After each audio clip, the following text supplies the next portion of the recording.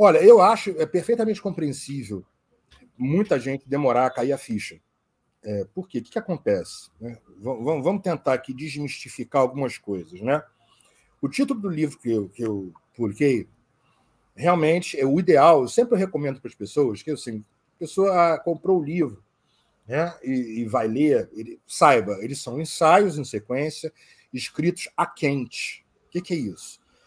Não é um trabalho, né? Eu abri mão de demorar mais um longo tempo aí, escrever um livrão e tal, porque justamente nós estamos num momento de mudança muito grande, inclusive de transmissão. A gente está usando hipermídia, nós estamos descobrindo e desenvolvendo uma relação, né, com a produção, com a construção do conhecimento em vídeos. É uma nova etapa, isso já está surgindo, já tem um tempo. Né? E no título do livro que eu coloco, Arquitetura do Caos, né, ela é o nome do livro, né, e é o nome das 3 séries, a 1, a 2 e a 3. Guerra híbrida, operações psicológicas e manipulação digital. Não é por acaso, né? Eu coloquei separado o título e esses 3 eu vou explicar o que isso tem a ver com essa dificuldade que muitos de nós encontrou, e alguns até encontram, em tentar olhar de um determinado ângulo para alguns problemas que nós estamos vivendo já antes mesmo de junho de 2013. Vamos lá. Você usou o título, nós não combinamos isso eu te falei, foi muito interessante. Eu não sabia, né? Eu só disse, eu vou, Jair, eu topo, hein, Ronald? Está sabendo, o pessoal também está sabendo. Topo, mas eu não sabia. O Jair colocou o título. O inconsciente dialogou. Isso, de um ensaio que eu tenho, que é um dos capítulos do livro. É um ensaio pequeno, mas é bem rigoroso, tá? Uma linguagem aberta e vai direto ao ponto, com uma documentação muito boa, que eu indico sempre lá. Chama-se Do Controle Sistêmico à Vigilância Permanente. Arquitetura do Caos, né? É o nome do trabalho e tal. Eu achei interessante isso, por quê? Vamos lá. Esse nome, né, se vocês forem buscar para ver esse ensaio e assistir, se eu não me engano, isso está no Arquitetura do Caos 1, vídeo, e no 2 eu abordo também. É uma alusão a um livro do Edward Snowden, chamado Permanent Record, que, ao pé da letra, registro permanente, mas foi traduzido no Brasil, e vocês acham ele na internet mole, PDF, não? Aliás, o livro do Snowden é mais do que esperado que tivesse disponível na internet em PDF. É uma alusão ambígua, é uma alusão à própria internet, à grande nuvem, né, que fica, uma vez que está lá, está registrado permanentemente, não sai mais. Né? E o nome em português que deram, eu achei interessante, eu não adoto esse nome. Vigilância eterna, eterna vigilância. É muito curioso isso. Mas por que isso? Eu não estou fazendo uma crítica à tradução, não, longe de mim, até porque não é da minha conta. Né? Eu apenas li o livro, estou só comentando. Porque no livro, esse cara que foi analista da CIA, né, analista de sistemas da CIA, foi um espião, né? Foi terceirizado, né, e da NSA, ele faz uma marcação. O que ele escreve ali? Ele vai fazer um marco do ano de 2001, daquele ataque às Torres Gêmeas. Né? No que ele propõe é o seguinte: os Estados Unidos da América, um império, muita atenção aqui, o pessoal que costuma fazer um parêntese. Mas a Rússia também é império, também é potente e tal. Quando a gente fala império, eu, pelo menos, e muitos outros, principalmente amigos meus marxistas, que a gente conversa muito, a gente está se referindo a uma questão de dominação. Né? Como assim? Os Estados Unidos da América é uma hiperpotência imperialista que não há no mundo hoje nenhuma nação que tenha aproximadamente 800 e poucas bases militares espalhadas. É a única. Tá? Não tem outra. Não há nenhuma nação que tenha sob o seu jugo, sob as suas mãos, invisíveis inclusive, um número tão grande de países que são não dependentes, colonizados, semicolonizados ainda, e que eles volta e meia, com mais ou menos violência, ou aparentemente nenhuma, vão lá e bagunçam para obter o que eles querem. E aí eu estou fazendo uma alusão desde Iraque, Afeganistão, a Brasil, Peru, Bolívia, Equador. Vocês podem escolher. Né? Os Estados Unidos da América ele é um império E o Snowden assinala, inclusive, em termos de tecnologia, que é o que ele apresenta naquela denúncia, que inclusive virou um documentário muito bom, que eu recomendo, que é o Citizen 4. O Snowden vai contar justamente isso.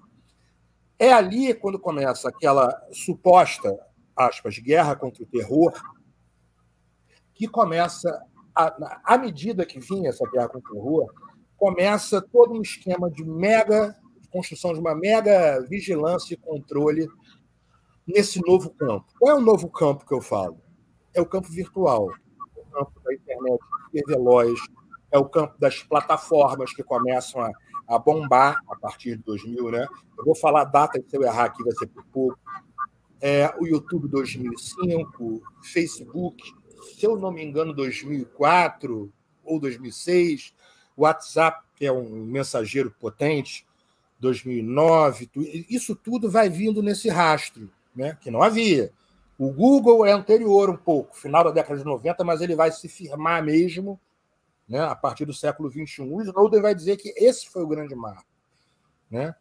Alguns defendem que o choque com aquele ataque fez com que, inclusive, muitos espiões e espiãs estadunidenses ligados à CIA e outros órgãos, né, think tanks, núcleos, que não é só a CIA, eles têm núcleos espalhados, num formato, às vezes, muito parecido com ONGs.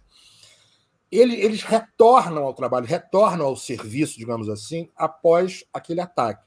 E ali começa, um marco, digamos assim.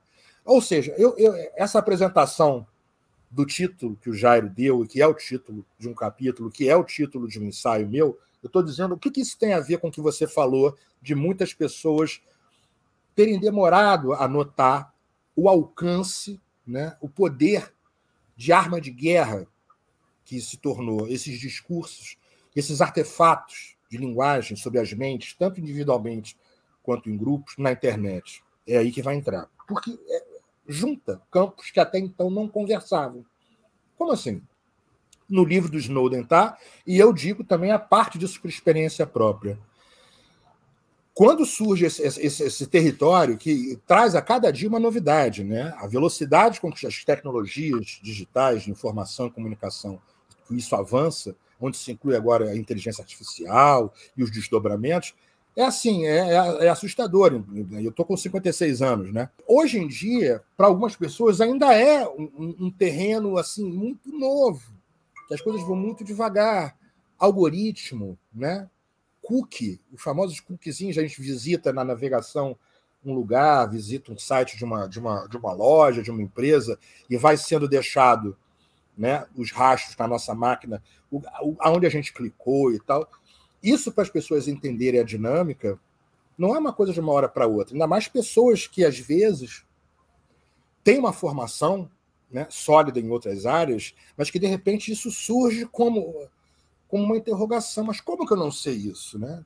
Pô, eu falo alemão, francês, inglês, espanhol, e eu caio num truque aqui, de repente eu tomo um tombo aqui, e aí eu estou falando de nós do Brasil, inclusive, né? Porque nós levamos uma rasteira e nós levamos um tombo.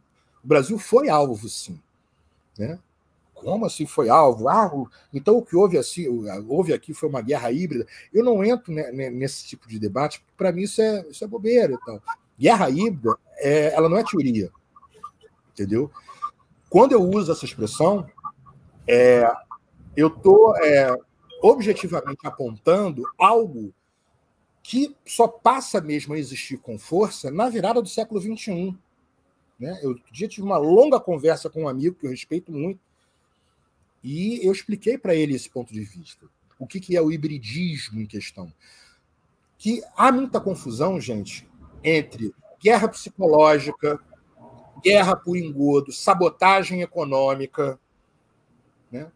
Todos os artifícios que há séculos nós sabemos que são usados em guerra, né? Há muito tempo usa-se engodos em guerras, ludibriar, subornar, traições, forjar traições dentro do campo inimigo. Nós tivemos aqui, né, vários casos, são os famosos infiltrados. Isso é antigo. Mas o que é novo? O novo é justamente isso que nós estamos tocando hoje aqui. O novo é quando a tecnologia, e que inclui um novo momento do poder da linguagem, do alcance da linguagem, que é a era virtual. Tecnologia, sim. Há um autor que eu gosto muito chamado Havelock, que é o autor do A Musa Aprende a Escrever, né? Prefácio a Platão também. Ele trata a escrita, lá na antiguidade, como uma grande tecnologia que surge. Por quê? Porque ela aparece para levar a voz em silêncio, numa distância onde só os olhos são capazes de ouvir. A escrita é silenciosa. Uma carta, ela pode comunicar à distância sem que você ouça o som. Se escreve, manda-se ela por um pombo-correio, seja lá como for, por uma flecha ou por um mensageiro, a pessoa lê, está comunicado e tal. Então é um novo momento. Imagina a internet com esses dutos, com tudo isso que nós temos hoje em dia, né? Um campo em que Telegram, que não tem controle, WhatsApp, Signal, entre outros, entre as plataformas, o Twitter, que é um palco de guerra para muitos e tal, são capazes de alcançar milhares simultaneamente, né? E com uma velocidade, com uma intensidade, com um volume de dados até então não pensados. E nós estamos falando de alvos, ou seja, pessoas que não estavam preparadas para isso acontecer, ou seja, nunca tinham tido tempo de distanciamento para fazer reflexão sobre isso. Essa que é a grande questão. Eu reforço isso, por quê? Primeiro, porque fomos pegos de surpresa, né? Praticamente todos. E mais à frente, tendo tempo, eu explico por quê. E segundo, que na minha leitura, sem pretensão de verdade absoluta e de saber hegemônico, nada disso. Mas o hibridismo, ele está aí, ele está na estratégia, no método só. Né? O Brasil o golpe aqui envolveu lawfare, envolveu traição, envolveu sabotagem econômica, tudo que nós aqui já sabemos e tal. Mas dentro de um olhar dessa era digital, sim, ele se enquadra nessa modalidade de abordagem direta para enfraquecer, derrubar governos, forçar uma troca sem que o ator principal de provocação ou interessado, que não seja daqui do local, uma nação estrangeira, sem que ele apareça com clareza. Foi o caso dos Estados Unidos da América. E atenção, não fui eu que fui na TV dizer que o Departamento de Justiça estadunidense trabalhou aqui com o pessoal da Lava Jato. Eu não tenho nada a ver com isso. Foram eles que vieram falar. A confissão é deles. Que influenciaram aqui, tá entendendo? Porque não teve, porque nós não soubemos manifestar. Não, foi uma explosão. As ruas, elas apenas acenderam um pavio que já tinha outros acontecimentos já em andamento para manejar e para conduzir e para fabricar o consentimento da opinião pública. A Lava Jato foi um deles.